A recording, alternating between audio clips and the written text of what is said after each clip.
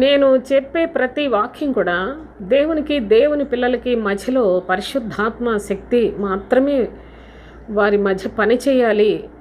ఇంకా మనుష్య జ్ఞానం కానీ, ఏ మనుషుల సంగతులు చెప్పుకొనుట ద్వారా వీడియోస్ చూడటం అది జనాలకు చాలా ఇంట్రెస్ట్గా ఉంటుంది. కానీ ఆ విధంగా చేయడం నాకు ఇష్టం ఉండదు సోదరులారా. ఏదైనా కానీ దేవుని పిల్లలు దేవుని వాక్యంతో మాత్రమే వాళ్ళు నూతనపరచబడాలి, బలవంతులు కావాలి, శక్తివంతులు కావాలని నేను ఆశిస్తూ ఉంటాను.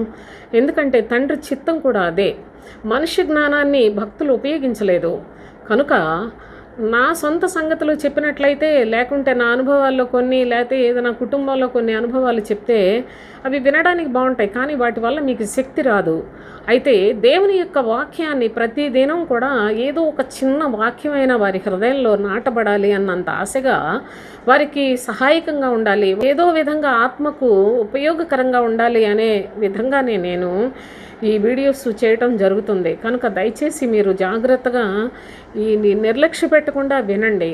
మరి కొద్ది కాలం శుక్రవారం రోజు వచ్చే పెద్ద వీడియోస్ ప్లేస్లో చిన్న వీడియోలు చేస్తాను. కొంచెం హెల్త్ ప్రాబ్లమ్స్ వల్ల దయచేసి ఇది మీరు మనసులో పెడితే మరి బాగుంటుంది.